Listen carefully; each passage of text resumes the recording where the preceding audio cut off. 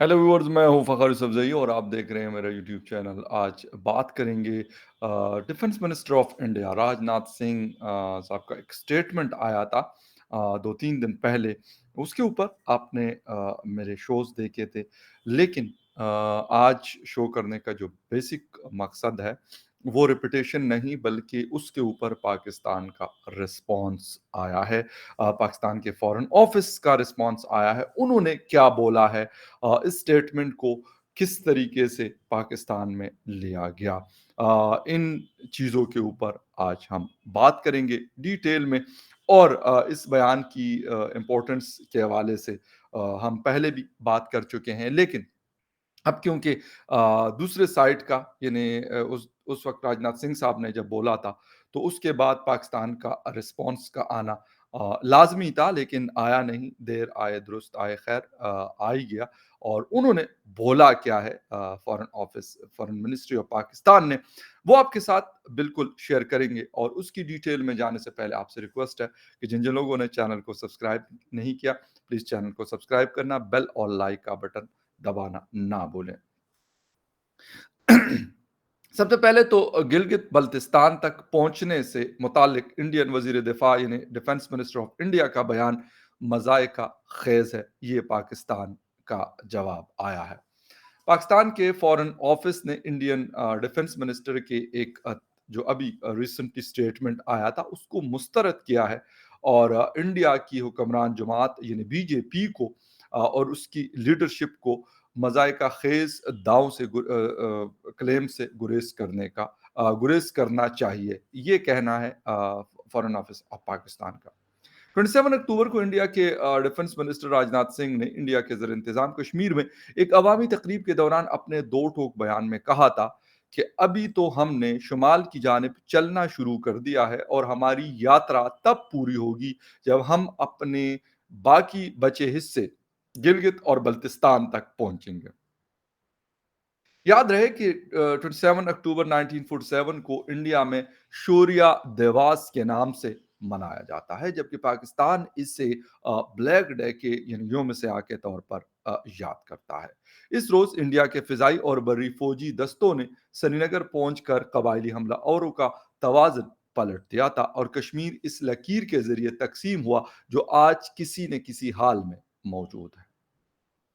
अच्छा, राजनाथ सिंह साहब ने बेसिकली बात क्या की थी? वडगाम में एक तकरीब के दौरान Indian defence minister Rajnath Singh ने कहा था कि मैं पाकिस्तान से ये सवाल ज़रूर पूछना चाहूँगा कि हमारे जिन इलाकों पर इसने अपना गैर कानूनी कब्ज़ा जमाया हुआ है, वहाँ के लोगों को इसने कितने हुकूक दे रखे हैं? इंसान हकूक के नाम पर मगरमच्छ के आंसू बहाने वाला पाकिस्तान इन इलाकों के लोगों की कितनी फ़िक्र करता है, ये आप भी जानते हैं और ये हम भी जानते हैं। आए दिन इन मासूम लोगों पर गैर इंसानी वाक़यात की खबरें सुनाई देती हैं। इन गैर इंसानी वाक़यात के लिए पाकिस्तान पूरी तरह से ज़िम्मेदार है। ये मैं पाकिस्तान के ज़ेर कब्ज़ा कश्मीर की बात कर रहा हूँ। ओके, सही। आगे बढ़ते हैं। उनका मज़ीद कहना था कि तारीख़ गवाह है, जिन-जिन लोगों ने अवाम पर ज़ुल्म किए हैं, इन्हें आगे चलकर इसे भुगतना पड़ा है। पाकिस्तान भी पाकिस्तान के ज़ेर कब्ज़ा कश्मीर में जो ज़ुल्म कर रहा है, आगे आने वाले वक़्त में इसको अ, काटने की फसल तैयार मिलेगी।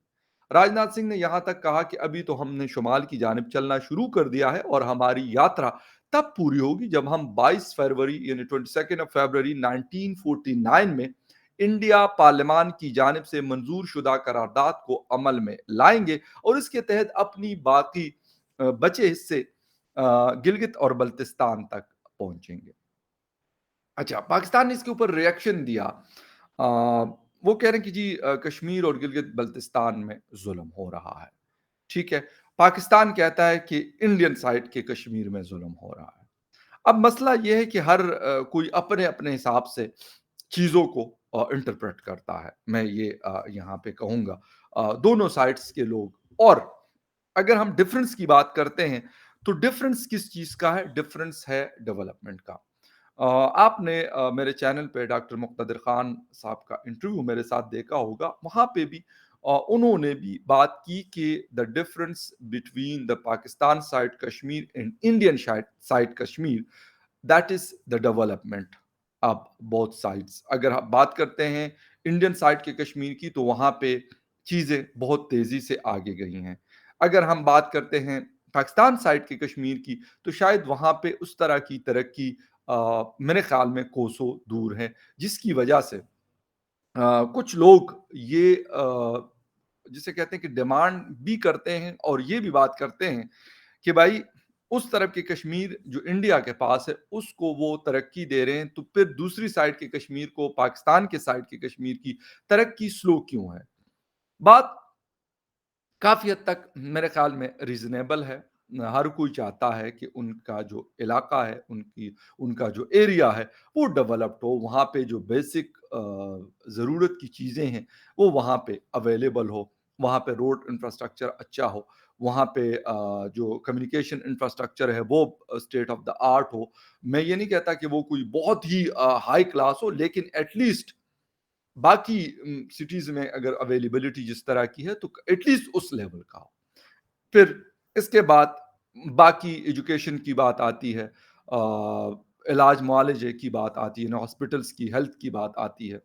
ये सारी चीजें लोग, क्योंकि अब ये एक बात तो है कि हम ये कहते हैं कि कश्मीरी जो हमारे साइड के कश्मीरी हैं बड़े पेट्रियाटिक हैं, सब कुछ है, इसमें कोई शक नहीं है, लेकिन मसला ये है कि जब आपके राइट्स की बात आती है तो फिर वहाँ पे कुछ चीज़ें चेंज होती है, और गालिबन एक चीज़ ऐसी नज़र आ रही है कि इंडिया पहले मैं आपको सच्ची एक बात बता दूं, मैंने जब इस स्टेटमेंट को पढ़ा था तो मुझे भी ये समझ आई थी कि शायद डिफेंस मिनिस्टर ऑफ इंडिया ये कह रहे हैं कि शायद हम वहाँ पे जिस तरीके से अटैक करके या उस तरीके से हम इसको लेंगे, बट वो कहते हैं कि हम यहां से अपने एरिया को इतना डेवलप करेंगे कि वहां के लोग डिमांड करेंगे कि हमें इस तरह की या तो तरक्की दे दे या हम उनके साथ मिलना चाहते हैं। तो ये एक बड़ी इंपॉर्टेंट चीज़ है मेरे ख्याल में। पाकिस्तान के हवाले से अगर हम बात करते हैं तो पाकिस्तान के लिए क्राइसिस बढ़ सकती हैं। बिल्कुल पाकिस्तान को भी वहाँ पे मेरे ख्याल में पैसा लगाना चाहिए, लेकिन हिंदुस्तान जितना पैसा शायद नहीं है पाकिस्तान के पास, बल्कि शायद क्या यकीनन नहीं है कि वो वहाँ पर इतना ज़्यादा पैसा लगाए या फिर इन्वेस्ट करे वहाँ पर। लेकिन अगर आप नहीं करेंगे तो फिर भी क्राइसिस बढ़ सकती हैं, परेशानियाँ बढ़ सकती हैं पाकिस्तान के लिए, क्योंकि उन लोगों के वहाँ पे भी रिलेटिव्स रहते हैं, यहाँ पे भी रिलेटिव्स रहते हैं। जब आपस में उनकी बात होती है तो ये सारी चीज़ें आप फिर कहते हैं। अगर मैं कहता हूँ, मेरे किसी बलोच दोस्त मुझे कहता है कि जी मस्तूम के अंदर प्रॉपर इंटरनेट फैसिलिटी नहीं है। क्यों नहीं है? ये सवाल वो करता है। मैं कहता हूँ नहीं जी, मेरे मर्दान सिटी जो मेरा नेटिव सिटी है, वहाँ पे तो चलें बहुत हाई-फाई नहीं है, लेकिन एक प्रॉपर जो इंटरनेट बाकी मुल्क में अवेलेबल है, तकरीबन उस जैसा अवेलेबल है। तो ये सवाल फिर ज़हनों में उठते हैं कि आप एक एरिया अगर बहुत ज़्यादा डेवलप नहीं हुआ, लेकिन फिर भी बेहतरी वहाँ पे नज़र आती है। वो हर किस्म की तरक्की की बात जब हम करते हैं तो वो फ़र्क नज़र आता है। इसलिए फिर वो भी ये कहता है कि भई मेरे साथ क्यों नहीं है ये? मेरे पास क्यों नहीं है ये चीज़? सेम लाइक दैट फिर जब हम पुराने फाटा की या फिर इस तरह की जगहों की बात करते हैं, तो वहाँ पे हालाँकि नॉर्थ साउथ में काफ़ी बेहतरी आई है। मैं ये कहूँगा डेवलपमेंट के हवाले से काफ़ी बेहतरी आई, रोड इंफ्रास्ट्रक्चर बहुत अच्छा हुआ है और काफ़ी सारी चीज़ें हुई, लेकिन मैं ये कहूँगा कि मज़ीद भी वहाँ पे ज़रूरत है। वहाँ पे एक वो वार ज़ोन रहा है for unfortunately for a very long time, last 4-5 decades से। तो मेरे ख़्याल में वहाँ पे शायद ज़्यादा ज़रूरत है कि आप करें। फिर इस तरीके से कश्मीर में, इस तरीके से बलूचिस्तान में, वैसे तो तरक्की सबको चाहिए। मैं वही बात कर रहा हूँ कि इस्लामाबाद में रहने वाला भी कहता है कि यार मेरे पास जो कुछ है इससे मज़ीद बेहतरी आ जाए। जो बलूचिस्तान के किसी शहर में रहने वाला है वो कहता है यार इससे बेहतरी आ जाए। हालाँकि वहाँ पे बहुत ज़्यादा बेहतरी की ज़रूरत है, बहुत ज़्यादा मैं वर्ड यूज़ कर रहा हूँ। फिर इसी तरीके से कश्मीर में भी मेरे ख़्याल में एटलीस्ट मुज़फ़्फ़राबाद को वहाँ पे करना पड़ेगा। वैसे तो जहाँ-जहाँ पे भी आवाम रहती है, जनता रहती है, लोग रहते हैं, वहाँ पे ज़रूरत है। लेकिन अगर आप नहीं करेंगे तो ये बात क्योंकि मैं सुन रहा हूँ वहाँ के लोगों से। میں وہاں کا رہنے والا نہیں ہوں، لیکن کیونکہ آپ کی بات ہوتی ہے تو وہ لوگ یہ گِلا کرتے ہیں۔ شاید باقی والی باتیں ابھی بہت ارلی ہیں، جو لوگ کچھ لوگ یہ کہہ رہے ہیں کہ جی وہ تو بس نکل رہے ہیں اور وہ ہندوستان کے ساتھ شامل ہونا چاہتے ہیں۔ شاید یہ میرے خیال میں ایک بہت ارلی چیزیں ہیں اور بہت زیادہ شاید ایگزیجریٹ کیا جا رہا ہے چیزوں کو، ہوگا۔ میں یہ نہیں کہتا کہ وہاں پہ اس قسم کی بالکل کوئی چیز نہیں ہے، یہ غلط ہے۔ یہ بھی میں نہیں کہوں گا کہ ایسا نہیں ہے، بٹ یہ والی کہ آپ کے 100% لوگ، ہاں، وہاں پہ لوگ ایجوکیٹڈ لوگ ہیں اور ایک سمجھتے ہیں چیزوں کو۔ ایسا نہیں ہے کہ آپ ان کو کہیں گے ورغلا لیں گے، ان کو کہیں گے چلو جی لولی پاپ دے دیں گے اور وہ چلا لیں گے، وہ نہیں چل سکتا۔ کیونکہ ماڈرن ایرا میں ٹھیک ہے، بڑی پابندیاں بھی ہو جاتی ہے سم ٹائم ہمارے جیسے کنٹریز میں، اور بھی بہت ساری چیزیں ہو جاتی ہیں، لیکن اس کے باوجود چیزیں رکتی نہیں ہیں، وہ آگے کی طرف بڑھتی ہے۔ تو میرے خیال اس کے اوپر سوچنا پڑے گا۔ آتے ہیں تھوڑا سا پھر واپس اپنے مدعے کی طرف کہ پاکستان کا انڈین وزیر کے مذائقہ خیز بیان پر سخت رد عمل، ایک بڑا جسے کہتے ہیں کہ سخت ریئیکشن دیا ہے پاکستان کے فورن آفس نے۔ اس بیان کو مسترد کرتے ہوئے کہا کہ انڈیا کی توسیع پسندانہ ذہنیت کی ترجمانی کرتا ہے۔ ایک بیان میں فورن آفس نے کہا کہ پاکستان انڈین وزیر دفاع کے غیر ذمہ دارانہ، اشتعال انگیز اور بے جا بیان کی مذمت کرتا ہے۔ یہ بیان نہ صرف مذائقہ خیز ہے بلکہ پاکستان کے خلاف انڈیا کی مخصوص دشمنی کا عکاس ہے۔ اس میں یہ بھی کہا گیا کہ انڈیا کو کشمیر کے لوگوں کو حق کی خود ارادیت دینا چاہیے، تاہم وہ اپنی توسیع پسندانہ ذہنیت کو پروان چڑھانے کے لیے اب آزاد جموں و کشمیر اور گلگت بلتستان کی جانب دیکھ رہا ہے۔ یہ بیسیکلی وہ چیز میں آپ کو بتا رہا ہوں جو اسٹیٹمنٹ آفیشیلی ریلیز کی گئی ہے from the foreign office of Pakistan in Islamabad. اچھا، مطلب جو ہفتہ وار بریفنگ ہوتی ہے ہر فرائیڈے کو یا پھر تھرسڈے کو ہوتی ہے، تو اس کے دوران جو فورن آفس کے جسے کہتے ہیں کہ ترجمان ہوتے ہیں، اسپوکس پرسن ہوتے ہیں، ان کا کہنا تھا کہ ایف اے ٹی ایف میں پاکستان کی کامیابی کو روکنے کی کوششوں میں ناکام ہونے کے بعد انڈیا اب پاکستان کے خلاف اپنے مذموم عزائم کو پورا کرنے کے لیے دوسرے بین الاقوامی فورمز کو استعمال کرنے کی کوشش کر رہا ہے اور عالمی برادری کو گمراہ کر رہا ہے۔ انڈیا کی جانب سے ایف اے ٹی ایف کو سیاست کی نظر کرنے اور اس فورم پر اس کی غیر ذمہ دارانہ رویے کو بین الاقوامی سطح پر جانا جاتا ہے۔ دہلی میں پاکستان کے سابق سفیر عبدالباسط نے کہا کہ اس طرح کے بیان کے ذریعے راجناتھ سنگھ چین کو واضح پیغام دینا چاہتے ہیں، کیونکہ سی پیک چین پاکستان اقتصادی راہداری گلگت بلتستان کے ذریعے پاکستان میں داخل ہوتی ہے۔ وہ کہتے ہیں کہ انڈین ڈیفنس منسٹر نے ایک سیاسی بیان دیا ہے جس کے پیچھے کوئی قانونی دلیل نہیں۔ یہ بات ثبوت ہے کہ انڈیا مسئلہ کشمیر کا پرامن حل نہیں چاہتا۔ چین کی جو فورن منسٹری کے ترجمان، انہوں نے بھی ایک سوال کے جواب میں کہا تھا کہ مسئلہ کشمیر پر چین کا موقف مستقل اور واضح ہے۔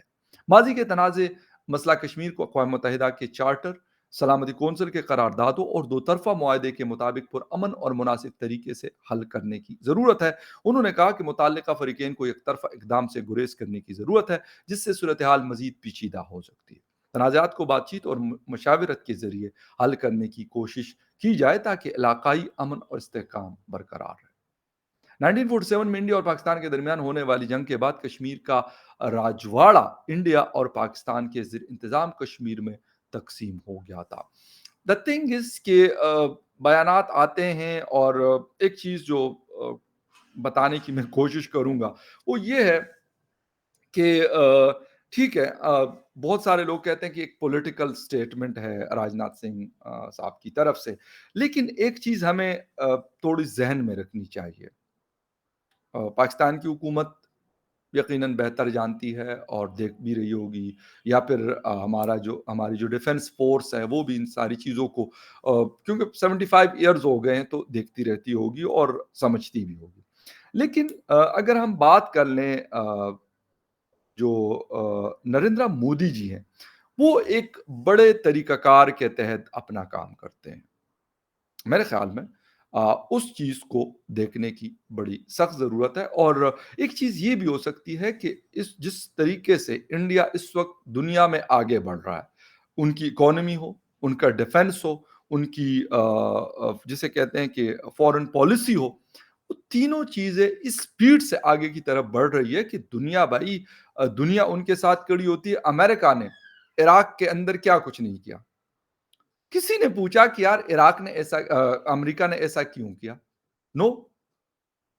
نہ سعودی عرب نے، نہ یونائٹڈ نیشن نے، اور نہ the most civilised countries in the world یورپی یونین نے.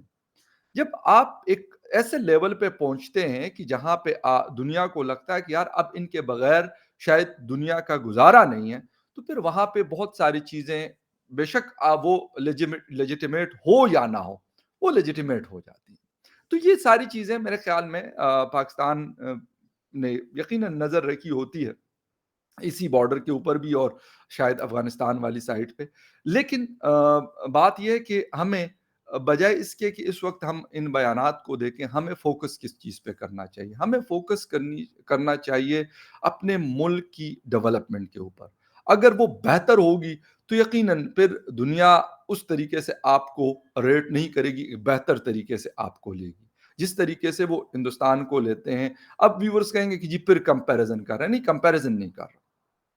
ایک ایگزامپل دے رہا ہوں کہ کسی زمانے میں ہندوستان کی بھی سنوائی نہیں ہوتی تھی، اس طریقے سے بات نہیں سنی جاتی تھی ہندوستان کی. لیکن آج ایون چین تک چلے جائیں، چین میں بھی، بیجنگ میں بھی، حالانکہ تعلقات نہیں اچھے، لیکن اس کے باوجود چین ایسی کوئی کوشش نہیں کر سکتا یا نہیں کرنا چاہتا جس سے لگتا ہو کہ یار کوئی مزید مسئلہ کھڑا ہو جائے، کیونکہ ان کو پتا ہے کہ اس وقت ہندوستان ایک مضبوط ڈیفنس کے ساتھ اور یہ ساری چیزیں ہیں. تو پاکستان کو بجائے اس کے کہ ہم کہیں کہ جی راجناتھ سنگھ صاحب نے یہ کہہ دیا، امت شاہ صاحب نے یہ کہہ دیا، کسی اور نے یہ کہہ دیا، بجائے اس کے کہ اگر ہم اپنے کام کے اوپر فوکس کریں. ہاں، ہم کشمیر کو اگر ڈیولپ نہیں کریں گے تو ہمارے لیے مسائل بڑھ سکتے ہیں. راجناتھ سنگھ صاحب کا جو بیان ابھی جو 2022 میں آیا ہے، تو یہ 2027 میں یا 2032-33 میں، یعنی آفٹر 5 ایئرز اور آفٹر 10 ایئرز، اس میں بہت ساری چیزیں شاید ہمیں پھر لگیں گی کہ یار کسی زمانے میں انہوں نے یہ بات کی تھی اور اس کے پیچھے یہ سارا کچھ چل رہا ہے. تو یہ بجائے اس کے کہ ہم اسی چکر میں لگے رہیں کہ نہیں جی ہم تو یہ کر لیں گے، ہم وہ کر لیں گے، بالکل کرنا چاہیے. ڈیفنس سٹرونگ ہونی چاہیے، لیکن ڈیفنس کے ساتھ ساتھ آن گراؤنڈ جو چیزیں جب تک عوام آپ کے ساتھ نہیں ہوتی اس چیز کو کنٹرول کرنا بڑا مشکل ہوتا ہے. بنگلہ دیش کی مثال میرے خیال میں اس سے بڑی اگزامپل ہمارے لیے کوئی اور نہیں ہے. لیکن دیکھنا یہ ہے کہ آیا ہم راجناتھ سنگھ صاحب کے بیان سے کچھ سیکھتے ہیں یا اسی طریقے سے بزنس ایز یوزول چلاتے ہیں. وقت بتائے گا.